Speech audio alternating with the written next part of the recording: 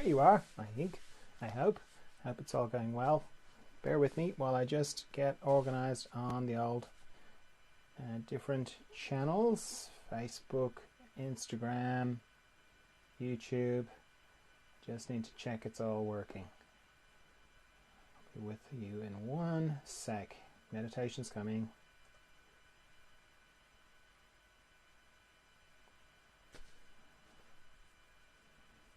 Okay, Facebook's coming in. Good. One more sec and then we'll be there. Brilliant. So, how are you? How's it going? You having a good day? I hope so. I hope it's going well. It's alright if it's not, but I hope it's going well. Right, time for a bit of meditation. This is not a class, it's just a chance to meditate together. It's part of the further emergence work that I do. I'll explain what that is when we're finished the meditation. So if you're an experienced meditator, if you've been doing it for years, great. Can you just hang on while I explain what I do?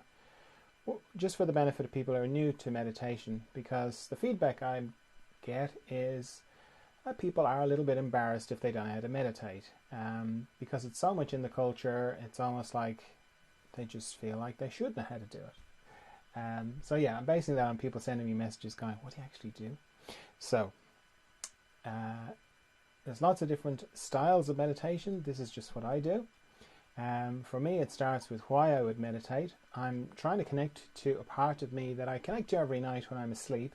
Not the dreaming bit, the bit after dreaming. So I'm dreaming and then I drop at the bottom of dreaming into deep dreamless sleep where I have no thoughts, I've got no memory, I've got no body, I've got no country, no stories, no house, no nothing. I don't even have me. It's sort of like I cease to exist. Certainly in the way I normally register my existence. Which, you know, sounds awful. It sounds like death. Yet, I love going to sleep. And when I wake up, I feel refreshed. So, that's where I want to... So, some part of me knows that's a good place, you know, and that's where I want to go to when I meditate. I just want to do it consciously. So, straight away, if you're new to meditation, don't try this lying down because you'll fall asleep. Or you'll battle sleep, which will be kind of counter to what we're trying to do. So yeah, just sit up. You don't have to sit in the lotus position or anything like that. You can just sit in a chair. I'm sitting in a chair. If you're sitting in a chair, don't sit in a really comfortable chair or you'll be into the whole sleep thing again. So as I say, there's no thoughts there in this place. So I have to figure out something with my mind, part the curtains of my mind in some way to get through to this place. So what I do is I make an arrangement with my mind where I say, hey, could you just not think for the next 15 minutes? Because we want to meditate. And at this stage my mind is on board for the whole thing and it's like, yep, okay, fine, let's do that. If if it's your first time meditating, your mind will be very on board for it.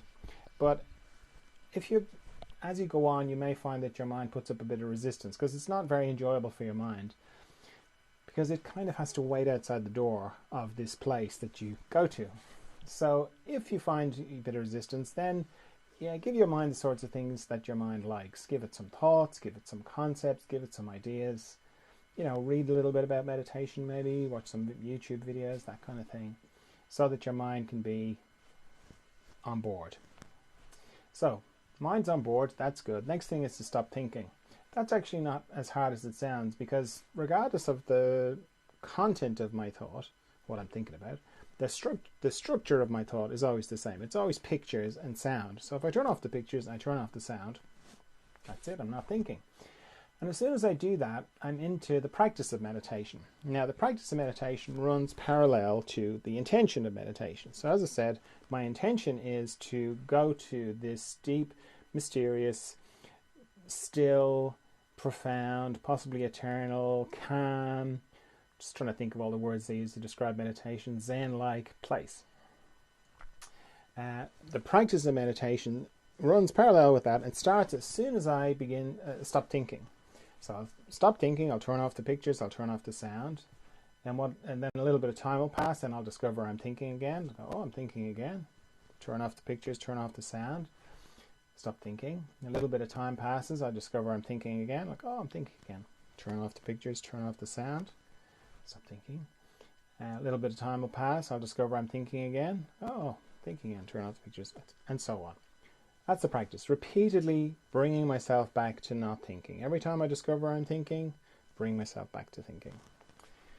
And I alert you to the difference between the two, because it's quite easy to get the misconception that to meditate properly, that you can't be thinking at all. That if you're thinking at all, you're doing it wrong, which isn't the case. It's more of a dance between these two things. Sometimes you'll be very deep and still. Other times you'll be discovering that you're thinking. Both have their place. Both are powerful. It's very powerful to be in that very deep, still, profound place. It's also very powerful when you discover you're thinking. It's just a bit more subtle. Because if you're like me, the sorts of things you'll be thinking about are to do with you, to do with me. So I'll be thinking, oh, what am I going to do about that thing? Why did I say that to that person? Where did I put that thing? And so on. Now, if I'm in the middle of meditation and I discover I'm thinking, I'm like, oh, I'm thinking, right? And I turn off the pictures, I turn off the sound. Indirectly, what I'm saying to myself is, you know that thought that you just had, that you thought was you and that you were it? Well, you just made that thought disappear. So you're not that thought, you're not any thought, any of your thoughts, you're something else. That's pretty profound, that's pretty powerful. And then the fact that you do that repeatedly, that's very powerful too. So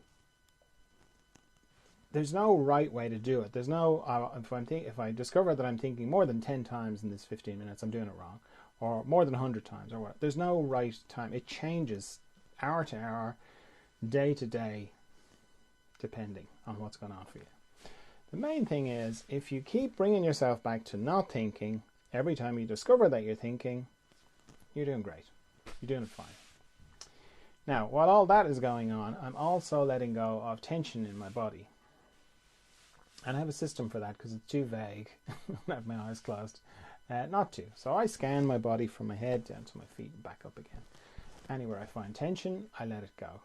And I use my out breath to let it go, because it's natural to just breathe.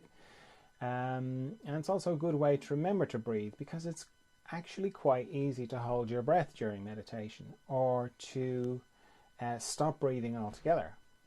So using the out breath is a good way to avoid doing that.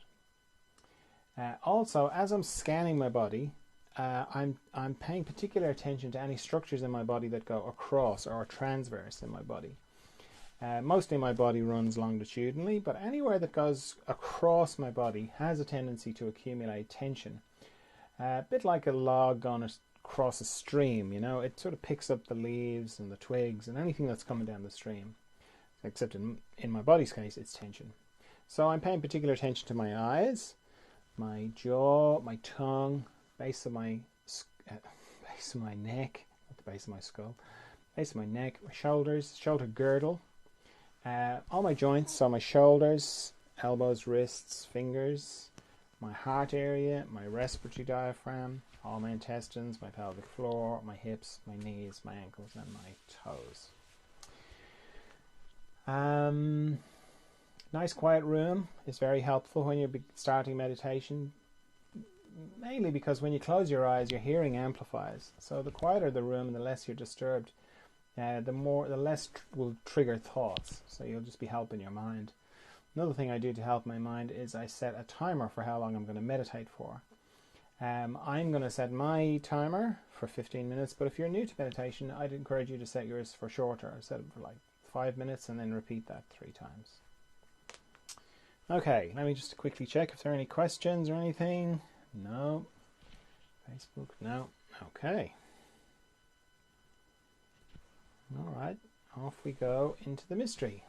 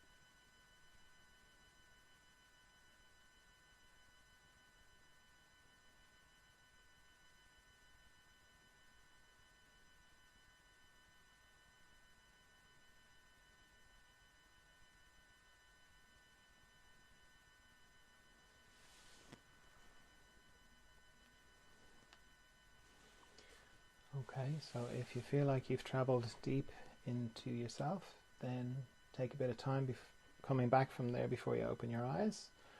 Or if you feel like you can hold the inner space and the outer space at the same time, then just open your eyes.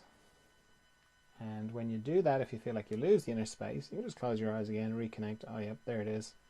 And then open them again. If you lose it again, close them again. And use them like a valve. Use your eyes like a valve to equalize the inner space and outer space.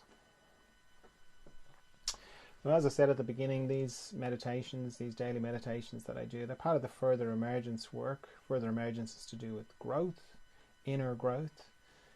Your body grows when you're a kid and stops growing when you're an adult, but you continue to grow on the inside, grow in consciousness, I suppose. And just like when you were a child, you might have gone through a period of accelerated growth. You know, they're kind of called growth spurts in kids. You go through the same thing inside as well, in inner growth. You can go through a period of inner accelerated growth, or an inner growth spurt. And that's what further emergence is about. It's about those periods of, intense inner growth, because they can be quite disorienting and they can be misidentified, because you can sort of feel like there's something going wrong, but it's just a natural thing of, accelerated inner growth. And there's quite a bit of it going on at the moment. I do these meditations. I have a Zoom group that I facilitate every Friday. That's for people who are in the process, or just when this thing kind of resonates with them, of inner growth. And it's a chance to see that I'm not on my own with this, and ask questions. We do a bit more in-depth kind of meditation. And then I see people one-to-one as well. And that's kind of a combination of talking, and then also I do behind the scenes distance kind of work with them as well to help with the process. So yeah, if that sort of resonates with you, you can follow along on the different channels. There's Further Emergence on Instagram, Facebook and YouTube. Or you can go to the website furtheremergence.com, read more about it. Okay, so thanks very much for meditating with me. And I'll see you tomorrow maybe for some more meditation. Bye.